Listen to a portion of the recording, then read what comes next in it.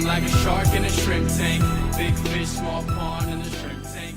Hey everybody, good afternoon and welcome to the Shrimp Tank right here in our virtual Shrimp Tank studios. This is the way we have to do it now during the coronavirus. I'm your co-host Ted Jenkins, sitting here with my co-host Lee Heisman. Of course, we come to you every week right here in Atlanta, bringing you some of the brightest and best CEOs, owners, entrepreneurs in and around the city of Atlanta, the state of Georgia, and across the United States every week right here on the Shrimp Tank. We talk to you about this combination of book smarts and street smarts because you can't do this all by yourself. It's on the backs of small business owners in America that jobs will be created again. Yes, we've lost 36 million jobs, but we can do it. This is what we do as small business owners. It's not going to happen from the large corporations. For those of you that are joining us for the first time, the Shrimp Tank can be seen and heard around the country. We are on iHeartRadio, nationally syndicated. You can get us at Apple Podcasts, Google Play, Stitcher, SoundCloud, anywhere around the internet. And some of our fabulous cities, if you're a local business owner, we have amazing co-hosts that are in Seattle and Los Angeles and Houston, Little Rock, Harrisburg, Pennsylvania, Charleston, Boston, Boca Raton, and many, many more cities around the United States. We've interviewed some 250 business owners here in Atlanta and more than 1,000 around the United States. And we're making a difference. We know this. We're making a difference impacting in the community because we have to learn and support our local business owners. Learn from the local business owners and support local business is the best thing you can do. Remember this, 70 to 80 cents of every dollar that you spend with a local business owner stays in your community. If not, the big companies today, only 10 to 20 cents stay in the community. So Lee, we got a lot of stuff going on here. We're going to bring in our guests in just in a minute. We've got on Ralph and Carrie Roeger, who are owner of Semper Fi Bar and Grille in Woodstock. A great story behind this that we're going to talk about today. But you said you had something you wanted to bring us into the show with today. Sure. Well, I am excited, Ted, because, you know, my tech business is in Woodstock. So I'm excited for our local community here and to hear exactly how restaurants and just places like theirs are actually really thriving in one of the few states in the country where they're actually allowed to open up, right? And you know that. You and I, being from the Northeast area, I have so many friends and associates out of the Northeast, Philadelphia, New Jersey, Boston, where, you know, you walk outside with a mask, it's a $300 fine instantly. And the second offense is potential jail time. So we're living in a twilight zone where in Georgia, you know, we're operating almost, you know, in a full-fledged market, and it's getting in that fashion. And in other parts of the country, it's really crippled. So it's quite intriguing to communicate across the country to other cities that are doing interviews with CEOs. And this dichotomy is baffling me. But the funny part, before we bring our guests on, is, you know, we had the fortune a while ago of break into business. So you remember those guests? We did a presentation. I was part of an investment group that, in front of hundreds of an audience members, we had 5 young people. I think their ages were 11 and 12 years old that presented. And when we had the winner of that Shark Tank type of environment, they came on the program. And it was the first time in over 1,000 episodes that we've done here where, when I asked the guests at the end of it, hey, how do we get in touch with you if you want your product? And we asked these young guests, it's the very first time I've had an owner of a business say, you're going to have to call my mom, right? Let me give you her number, because they were 12 years old. So I found that really funny. But I will tell you, these days I find a new funny topic. And we talk about working from home, and we talk about that's the new norm right now, where people are working from home. Yeah. When is the last time that you've heard, Ted, and I was reading an article, okay, when is the last time you've heard, and I was talking about the CEO, Walter Kinsey, where he has recently had some strange visitors to his office.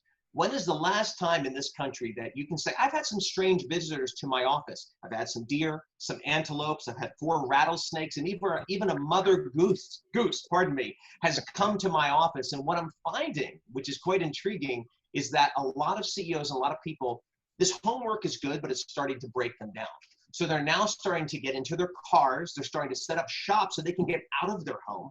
They get a little more privacy and kind of create a virtual office for themselves. People that are usually mobile, they've been working at home, but it hasn't been working for them. So people across the country are now getting into their vehicles, into their minivans, setting up a portable kind of central hub location.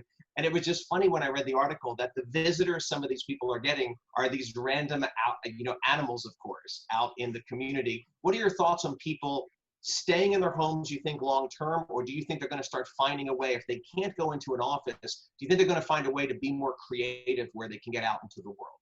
Well, I think probably at this point you've determined whether or not you like your family. Like you didn't really know, but now that you've been home for 3 weeks, a month or 2 months, you're like, do I really like my spouse? Do I really like my kids as much as I thought I did? But it's natural, I think, in anything that you do in life that a change of scenery helps you as an entrepreneur. So, you'd be home all day or be in an office, but I think that you're going to see new norms come out of this. The new norm we had almost the last decade, Lee, were these collaborative workspaces where they jammed in 100 people that had hot desks and free snacky time and all things like that in a building. And we'll see a new norm come out of this as well. I mean, it may be that, people have flex days at home and some people work permanently at home. Twitter recently said our employees can work at home permanently. So you're going to see some of that change happen. I think the most interesting thing for people to ponder is what real consumer behaviors changed that you broke, Lee, in the last 21, the last 50 days that you're never going to do again. Did you have one? I don't know. We'll bring in our guests and we'll ask them before we get to their business today. Did you have one habit that you had that you broke? And I'm going to tell you this, Lee, I stopped drinking coffee. Amazing as it is, I'm drinking tea now. And I don't know why I made this shift, but it's been 21 days. So I guess it's a habit. Well, it's very zen of you, Ted. And, it is great because you talk about everybody working remotely and virtually. But, as we talk about the pandemic, and we won't dialogue too much about it because it is played out, the reality is things are going to be changing. And our country is moving into an area, and Georgia was a leader in that in terms of opening back up and making correct and wise decisions at this time until a vaccine or some long-term solution comes about, which may be sooner than later. And that's what I'm excited about with our guests, to listen to their mentality, because we have a lot of restaurant owners that you and I know very, very well, and people in that community. So I will tell you, the one thing that I'm doing different is I'm finding more isolation in my home. Whenever I would be home, usually in the past, I would be very engaged with the family. But these days, now that I'm home, I do try to hide. I can't find a far enough place away to hide, of course, that I think most people are finding. But other than that, Ted, to me, business as usual, of course, and maintaining as much proactiveness in my environment as we're getting back out into the community now. And that's where I kind of roll over to our guests, Ralph and Carrie. Guys, you are not going to be remote like Twitter. You're never going to be remote. You guys are actually at the forefront. We were the only state in the country on, I think, April 27th, if I'm incorrect, to open up restaurants, of course. We knew the very next day, the owners of Capital City Grill had 79 reservations on the Tuesday, the 28th. And how's it been for you? Tell us first about the restaurant. And I want to make sure, Ted, you had mentioned Semper Fi, or is it Semper Fi? And that's another component I want to address. And then what do you guys do there? Tell us more details. Well, it's Semper Fi Bar Grille. Semper Fi being short for the term Semper Fidelis, which is the Marine Corps motto, meaning always faithful. And so we just went with Semper Fi being short. But yeah, with the restaurants opening up at the end of April, we actually waited a week before we decided to open our doors. We're closed on Monday, so the Monday that they opened everything, we weren't open anyway. But we waited that week, one, to make sure we had proper product in-house, and two, make sure that we had employees that were going to come back. And thanks, be to God, every one of our employees came back. And so we're running full steam, just like we were before. Would you take a moment, Ralph, and explain, just for people out there, just so they understand, you think about that unemployment, as you said, Ted, over 30 million unemployed, and you were thankful, and we've heard this consistently, you were thankful that your employees came back to work, which someone who may not understand may go, what are you talking about? There's a ton of unemployment out there, but they might not understand how big the unemployment checks are. Would you just take a moment and explain how thankful you are and why you're thankful people actually came back to work? Yeah, you know what? Actually, I'll take that one. And what's interesting is the when the CARES Act came out, they added an extra $600 from the feds for unemployment. So we had to furlough a lot of our staff because we went from Mach 5 to takeout, and we lost a lot of staff. And it was all front of house staff. The kitchen, they were still all running. They're all up and running full time. But the front of house staff, they were given partial unemployment, which took care of what they were making on a per hour basis. And then the feds went and they added that extra $600. And so ideally, do the math. They're sitting at home on a $36,000 a year income. Even if they were only working part-time and maybe they were making $15,000 a year, it didn't matter there's no adjustment because this person was a part-time worker and this person was a full-time worker. So a part-time worker that was used to making $12,000 to $15,000 a year is doing nothing and making $36,000 a year. So it's a real challenge for anybody really to decide to come back to work. But our team is just, it's an incredible team. We're like family. Yeah. And, you know, there are some places that say that and maybe it's real or not, but because everybody came back, we came to really understand that it's true, that we are really all family, and they all wanted to come back and they all wanted to work. They all want to see people come in the restaurant and they all want to see the restaurant succeed. So without our team, we could have never, you know, been open, but we could have never even gotten to where we are today, period. It's interesting because you never thought there'd be a time where people would be disincentivized to actually come back to work. But if they pass this phase 4 stimulus or whatever they're going to call the next package, and they extend that $600 until January of next year, I've almost said this $600 is like a shot of Novocaine. Everyone feels good. Their mouth feels good. But when that Novocaine wears off and that money goes away, there's going to be a whole world of pain on people for sure. I wanted to ask you because, you know, your mission is so unbelievable. And we obviously want to say thanks to all of our military out there who are serving and give us the freedom that we have every day to do what we do as entrepreneurs. But talk about this mission of having a place where fellow veterans could come in and share their stories and relax. I really want to hear about that because you don't hear about that with the restaurant every day. Well, you know, it was January of 2015 is when Carrie and I were inspired to put together what we've done. We were actually in a little bar out in Vegas called the Leatherneck Club Bar and Galley. Oh, nice. And leatherneck being another term, you know, that Marines use. And so we were like two kids in a candy store. And we were in there for maybe 10, 15 minutes. And it just hit both of us like that, hey, you know, why couldn't we put something like this together back in our hometown? And we decided to honor all the branches because we all serve the same flag. And we decided to create a place where we could honor our fellow veterans. Both Carrie and I are Marine vets. Carrie was in the Marine Corps for 5 years. I was in for 20 years. And so we wanted to honor our fellow veterans. And then, of course, we didn't even want to forget our first responders. And, you know, you mentioned Calvin Moss earlier from the Woodstock Police Department. Great guy. Love his team that he's got over there. But yeah, so we wanted to create a place where the veterans can come in, and a lot of them are Vietnam vets. And it was early on, shortly after we opened, a gentleman was sitting at the bar and he kind of grabbed my arm, and as I walked by, and he goes, "You're the owner, aren't you?" And I said, "Yes, sir." He goes, "Thank you." I said, "For what?" He goes, "For this place." And I said, "Well, thank you. You know, we wanted to create a place where veterans can come tell their story."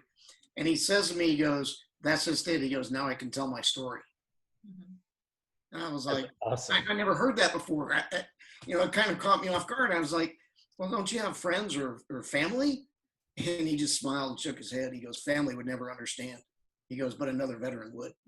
Wow. No. It's powerful. And that solidified why we're doing what we're doing. So pivot, if you don't mind. And as you said, Ted, that's overly powerful. It's awesome that you actually created this with that in mind, and for you to hear it from somebody else was so eye-opening for you. You know, you had that vision, and all of a sudden someone reinforces that, you know, just completely puts all of your energy and effort and validates it. But go into what you've done now. You know, obviously we were the first state to open up restaurants, I think, officially.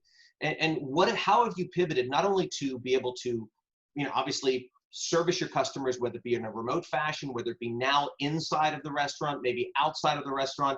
So many restaurants are trying to create environments where they offer, you know, I'm in many restaurants these days. I was just in Moe's yesterday in Canton, and I grabbed some takeout, and I saw 4 people sitting in the restaurant eating. I've been to other restaurants where they close their inside, but they only offer curbside.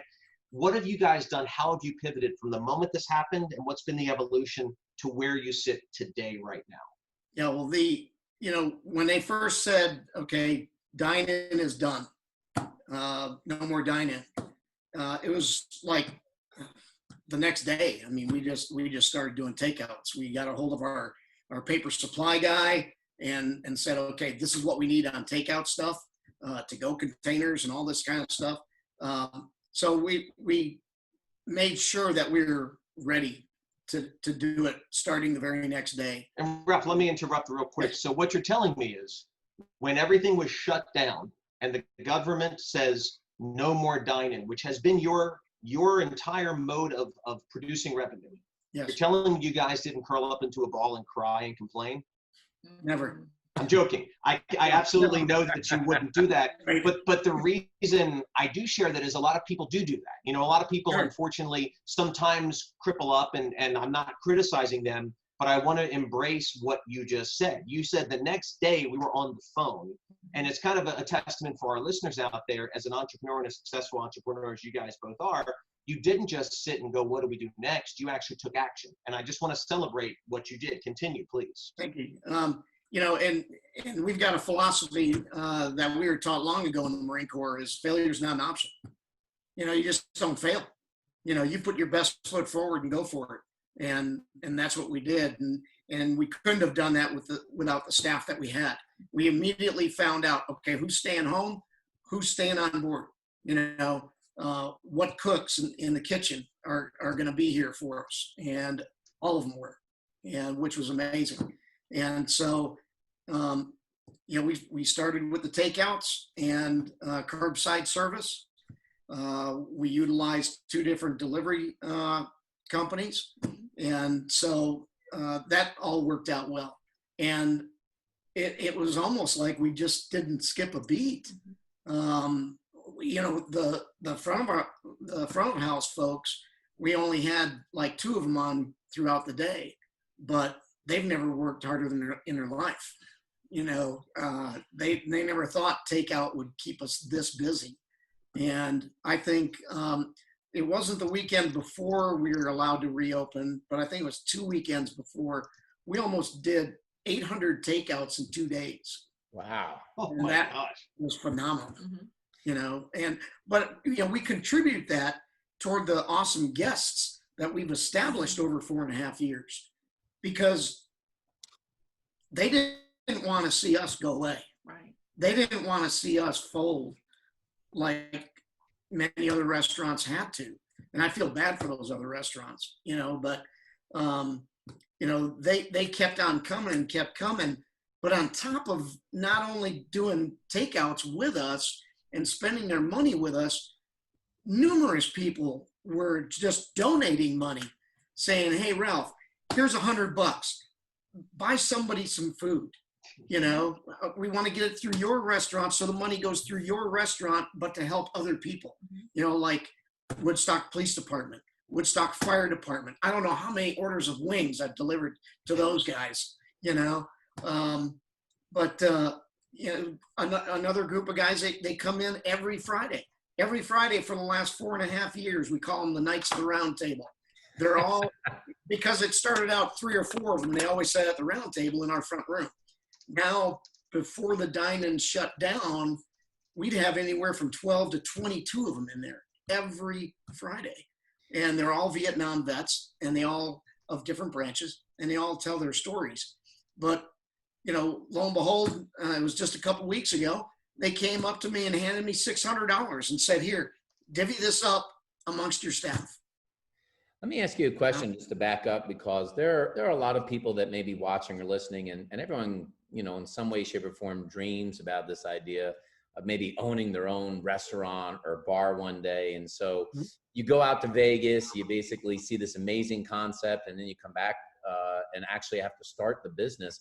How hard was it to start the restaurant business? How did you come up with the menu? Did you have any background in being a chef or cooking food? How did you make that happen? Well, You know, a lot of people ask me all the time, Ralph, what was your background in the restaurant industry before opening up this place? I said, we ate at a lot of them. You know, it's true. You know, and I stayed at a Holiday Inn last night. yeah, right. So that was in January of 2015. In February, we were pinching ourselves, wondering, did we really think of doing something crazy like that because of our vast knowledge of the restaurant industry? And I had personal friends of mine that own restaurants that said, Ralph, don't do it. do not go in the restaurant industry. It was a tough industry. I said, it's too late. We've already been inspired to do it. And March became, how could we do it? April, we started putting the pieces together. And on June 15th or June 19th, we took our building over. And on August 9th, we opened our doors. Wow. And fortunately, we found a great general manager who had 26 years experience in the restaurant industry. And that's what we needed. You know, I've always heard through the business world of, you know, if you want to be successful, hang around with successful people, you know, and he knew what he was doing. And so he put the menus together, the recipes together. And again, like I said before, we just put our best foot forward and went for it. And we never looked back. You know, I would add too, one of the things that we did is this shout out to the Small Business Development Center over at Kennesaw State. Yes. We went over there and we got hooked up with one of the coaches over there. And that was probably the best decision we made.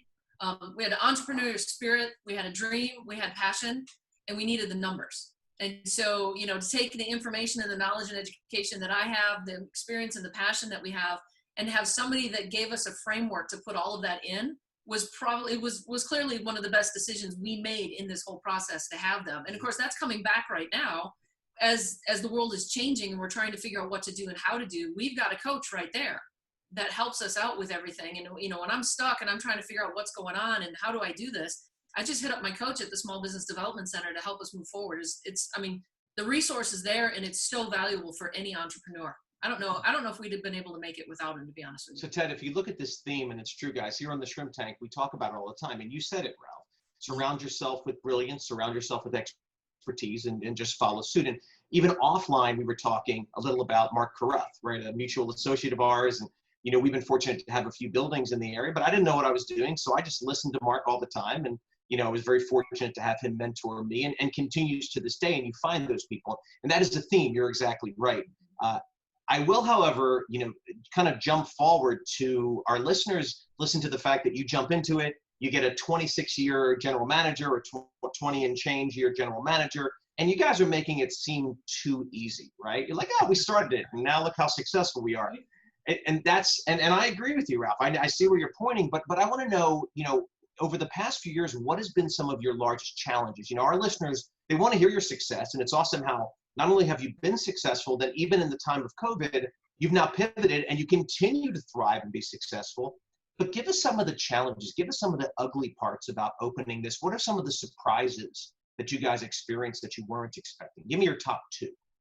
Well, I'll tell you one of the top ones that I have is really understanding the power of cash flow management. And it's such an important thing to talk about today, because as you look around the world today, the reason why businesses are failing is because they don't understand cash flow management. They don't have that figured out. Well, it took me many, many years to really figure out and understand cash flow management and get that down, so that prior to this, we actually had some cash in the bank to be able to help us get through this. When you look around, the ones that can't make it is because they're running out of cash. And, you know, the cash is not coming in fast enough. And so for me personally, on the back end side, if you will, on the back side, managing the finances and trying to figure out things like that, it was really, really understanding the importance of cash flow management and understanding really the P&L and being able to take a look at the P&L and recognize when something's going wrong and figure out how to communicate it all the way through to the staff to figure out how to make it go right. So, you know, managing the finances, so extremely important. And the quicker that any of the listeners can really get their head wrapped around cash flow management and be successful with cash flow management, you're running your business better, but you're also creating a buffer in case of emergency. Was it a tough call for you then? You know, because a lot of owners, when they start a business, they wonder, should I use my existing savings? Do I set up a line of credit at the bank? Should I bring in investors and try and leverage their money? How did you think about that when you made the decision to start the restaurant? Well, that was our coach. So at the Small Business Development Center, our coach, we sat down and we talked about what we have and how we should proceed. And they hooked us up with a small business development loan. I mean, a small business loan, SBA loan. Right. So we have an SBA loan and we put in our own capital as well. But in part of that cash flow is understanding how much of that initial seed capital you put in and how many months that's going to carry you through before you may have to put in more. And I think that's something that's really important, especially when people are in a startup situation and they're thinking, I want to start this business and I want to do this. understanding what that looks like and to know how long your capital will last you before you've got to have enough profits coming in to refill the coffers. It's extremely important. And we didn't have that measurement. We didn't have that. So we went through some bumpy time and continued to fund our business out of our pocket in order to make it go.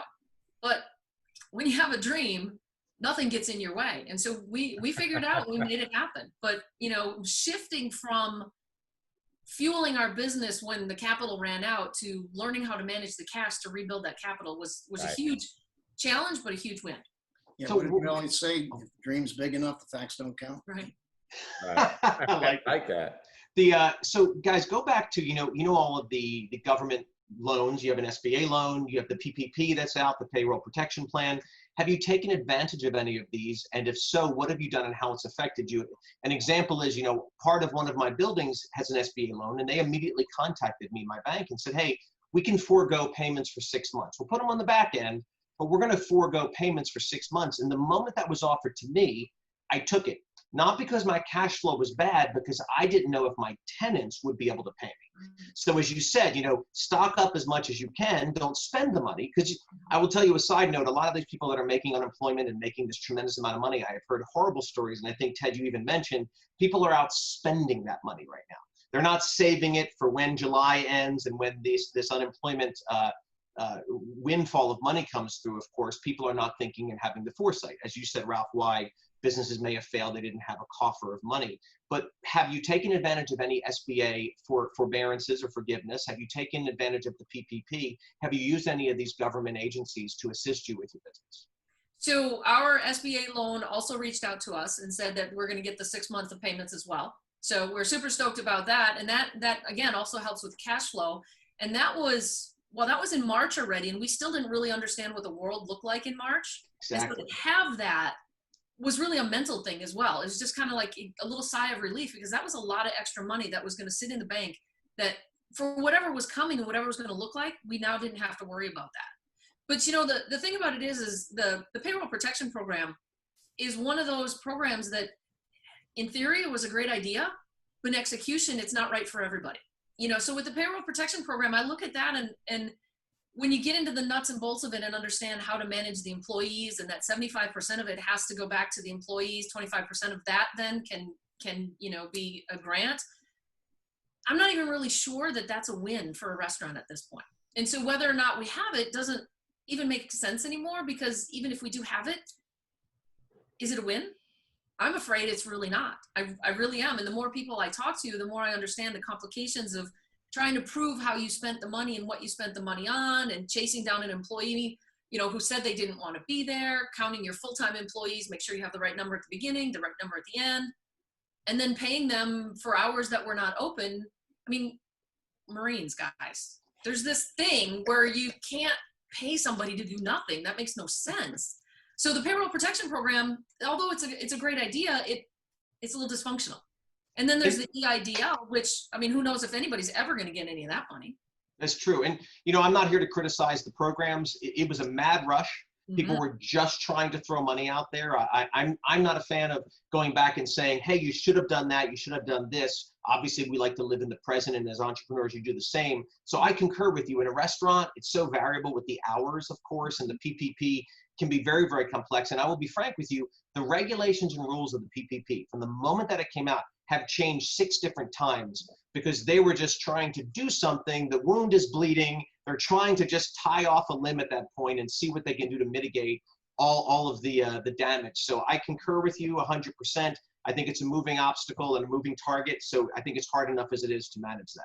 Let me tell you what, guys, at the end of this, if they end up make me include the PPP as income in my P&L this year, or they tell me my expenses I spent the money on aren't deductible, I'll be having more than a few choice words for the IRS when this is done, as will millions of business owners. Like, hey, by the way, here's a loan. Oh, what we didn't tell you is that when we make it a grant, it's either going to be income in your business or you can't deduct the expenses. It's like, to your point, why give me the money anyway? Why give me the money anyway? I wanted to ask you, you know, a lot of our business owners, they always wonder about the idea of getting into business with family as a whole. And obviously you chose to get into business together. What are the pros and cons of you know, being married and running a business together? Well, that's a great question. Before we even opened and before we even had a building, I went out to an expo out in Vegas, and it was the bar and nightclub expo that they do out there every year. And y'all know John Taffer from Bar Rescue, right? He, Carrie and I were actually talking about going into business with another restaurant owner. He was a good friend of ours, already had a successful business, that type of thing. And so I'm sitting into this lecture hall, and the very first thing he says from stage, after he asks how many of you are opening up a restaurant or thoughts of doing so, and I'm raising my hand, and he goes, okay, well, my number one rule, don't go in business with a partner. I was like, it's like he just slapped me in the head, and that night I called Carrie up and I said, honey, it's me and you, babe. But we saw a lot of their episodes of like two brothers going into business together, and I can see how that could not work potentially. Husband and wife, we better make it work. We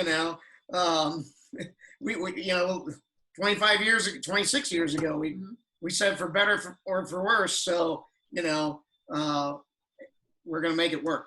And, Lee and I learned on this show. We learned that the only ships that sink are partnerships. So that's what we learned on this show. So,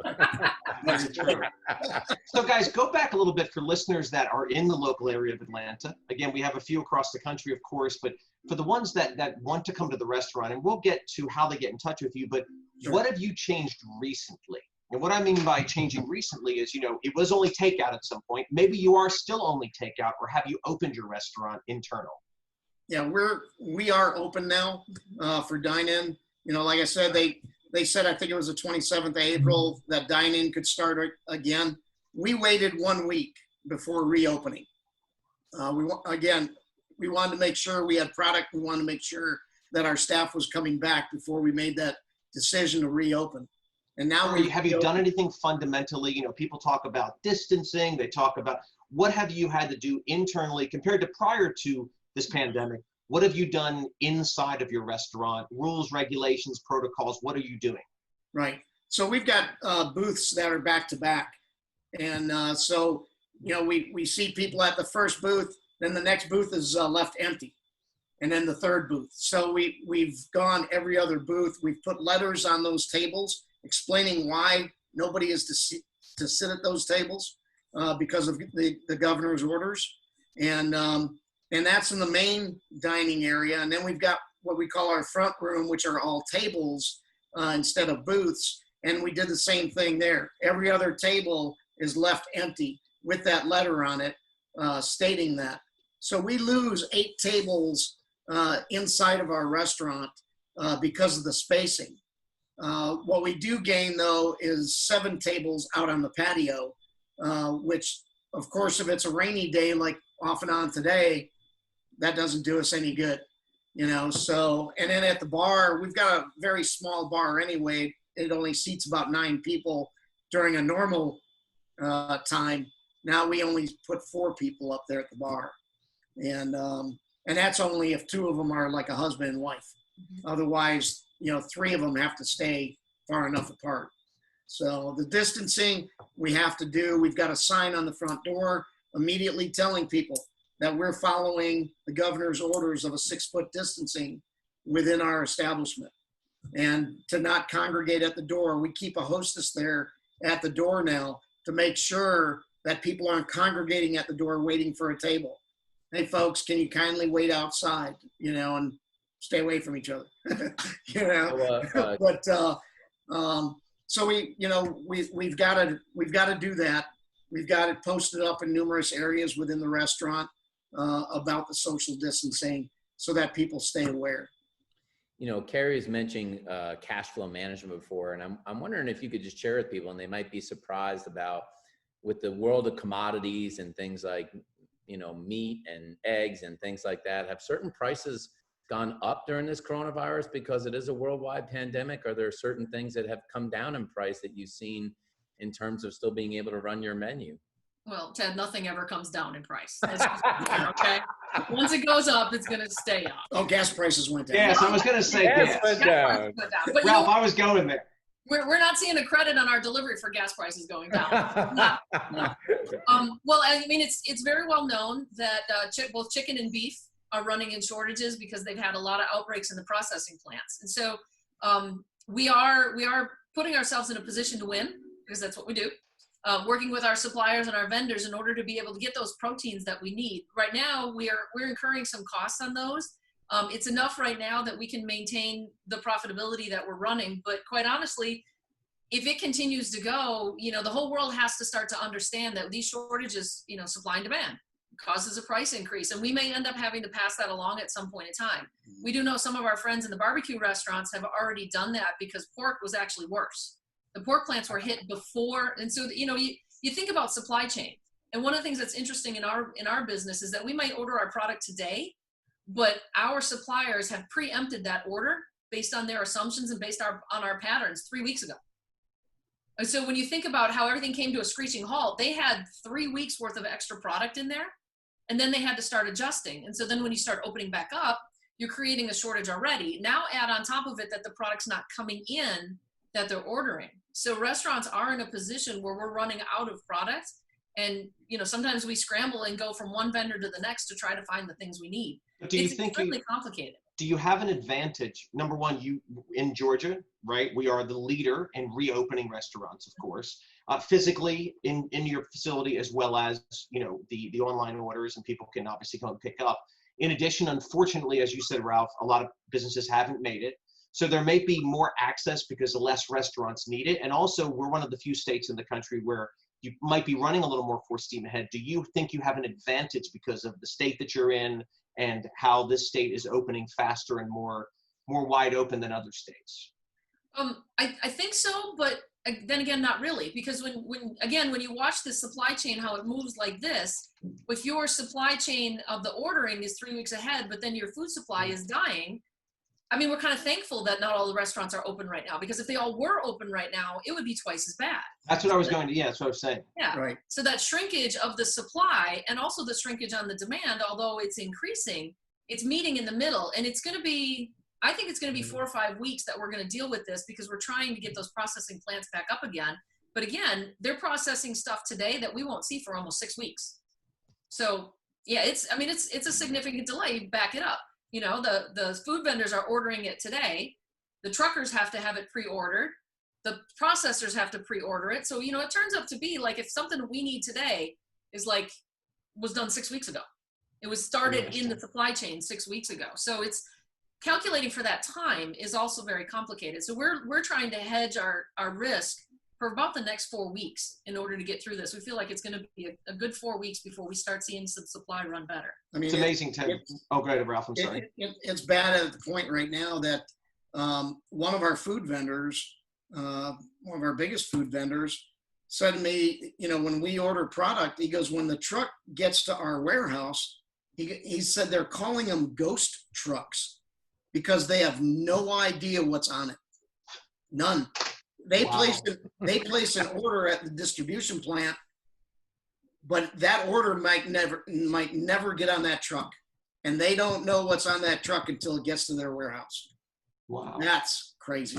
That's crazy. Well, and Ted, just as we talk about with entrepreneurs, it's the pivoting, it's how open you guys are and what your backup plans are. So normally as we wrap up the podcast, we always get to a plead the fifth section. I don't know if you've seen any of our other podcasts, but you get to plead the fifth one time, right? We don't want you to plead the fifth, but just in case we ask something challenging and it's something proprietary and we don't know it, we're feel free to plead the fifth, and then me and Ted high five and we keep our score of who can make our guest plead the fifth. This is a consistent question I have to ask. It's unfortunate for you, Ralph, that you guys are, for this question that is husband and wife, but when we have partners, we always ask our guests, what is the one thing that you would change about your partner? No. If you could, about your business partner? Ralph, that's why I said I feel, I'm sorry that I'm asking this, but it's for each of you. What is the one thing you would change about your business partner? not your husband and wife partner, but what would you change about your business partner that you could potentially influence to grow the business? Keep her at the restaurant more often because we love hanging out together. Okay, fair. Carrie, you?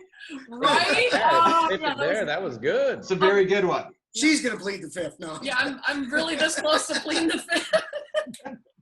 No, I honestly I can't really say anything because on a business partnership level, our skill sets make a whole.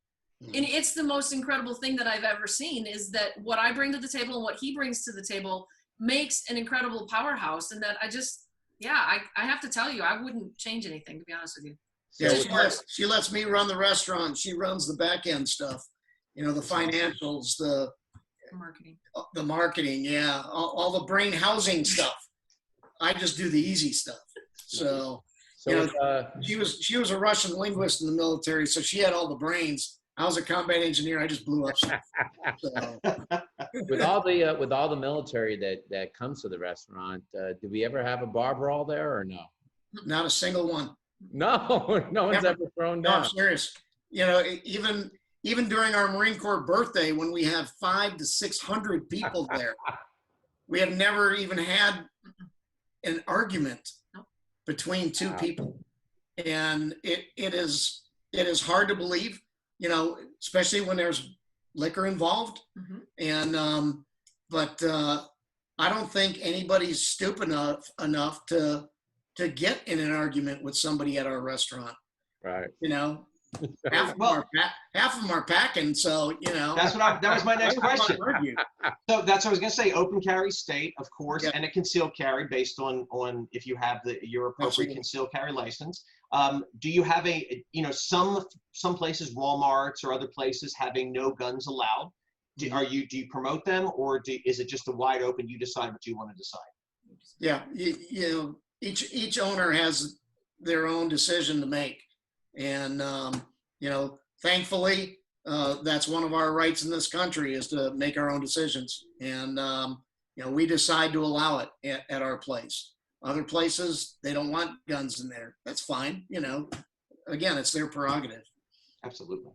And Ted, before you wrap up, and Ted had a great idea about this earlier, and we'll be sending you guys a follow-up email, but we're going to be donating $500 to you guys for all the first responders in the city of Woodstock. So we'll make sure we get the money to you. We'll let Dave, and Dave Sumas over at the fire station, Calvin Moss, we'll email them, the police chief, the fire chief, and you guys so that you can treat the first responders to wings or whatever they want, but we'll make a donation to you guys as you guys came up with that idea earlier, people have been doing that, so let us be a part of that as well. That'd be fantastic. Thank you. Of course. So I wanted to wrap up and ask you, so what's the number one selling thing on the menu since you opened up?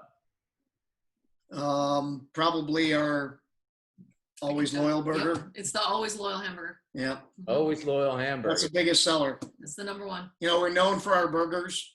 We were voted best burgers in Woodstock, I think 2016. two or 3 years already. Around Woodstock Magazine also does what's called the People's Choice Award every year, where people in the community vote for whatever businesses they want to vote on, and restaurants are a big part of that, with American, Italian, Mexican, all your different ones. We fall under American, of course, and for what is it, the third year in a row now, we were voted number one American restaurant in all of Woodstock. So we're excited. I'll tell you what, it's an amazing story, especially for two people that never had any background in the restaurant business except eating there. That's pretty cool stuff today. And the mission behind it of what you're doing and being able to let veterans tell their story and relax, both of those combined really make it an inspirational story. Can you tell people who are watching the broadcast today where you're located or your website address as well? So if they're coming to Woodstock or they want to go online and maybe pick up a takeout order, they can learn more about the restaurant and buy something and have a great meal. Sure.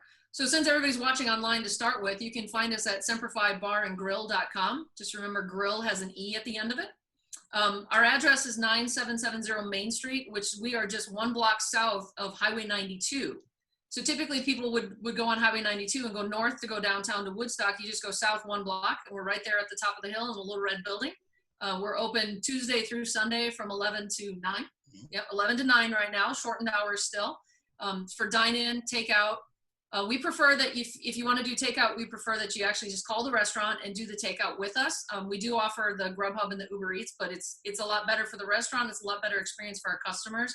If you just order takeout from us directly, just call. The phone number is 770-672-0026. Next week, we should have online ordering up and running on the internet as well, something that we've been working on trying to push through with all of this, and it's been mayhem to figure it out, but we're right on top of it.